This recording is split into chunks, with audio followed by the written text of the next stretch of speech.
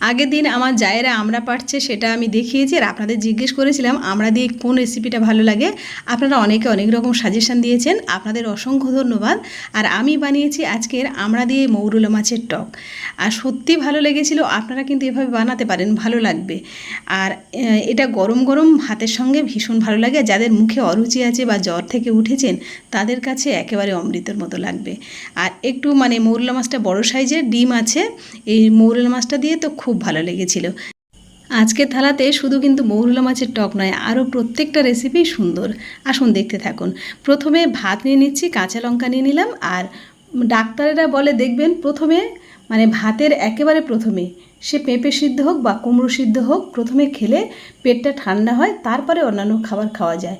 আমি আজকে নিয়েছি, সেই ভেবেই নিয়েছি যে পেঁপে সিদ্ধটা প্রথমে লবণ হলুদ না মাখিয়ে এটা কামড়ে খাওয়াও যায়, তাই নিয়ে নিলাম। তারপরে কুমড়ো, আলু আর ছোট ছোট চিংড়ি মাছ ছিল, সেটা দিয়ে আমি ঘন্ট করেছি, যেটা ধনে, রাঁধুনি, কাঁচা লঙ্কা দিয়ে করেছি আর তেজপাতা। আর তারপরে মুসুরির ডাল নিয়ে নিলাম। আর এইটা হলো বাটা মাছের ঝোল, একেবারে হালকা পাতলা, কালো জিরে, কাঁচা লঙ্কা দিয়ে আর বাটা মাছ, আলু দিয়ে আর অল্প একটু ডাঁটা দিয়েছি আর পাতাও দিয়েছি। এটা কিন্তু খুব ভালো লাগে এই হালকা পাতলা ঝোলটা।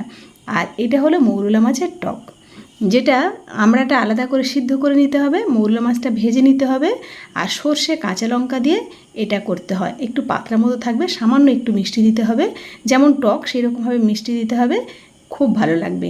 সব মিলিয়ে আজকের থালাটা কেমন লাগলো জানাতে কিন্তু একদমই ভুলবেন না। আপনারা সবাই ভালো থাকুন, সুস্থ থাকুন।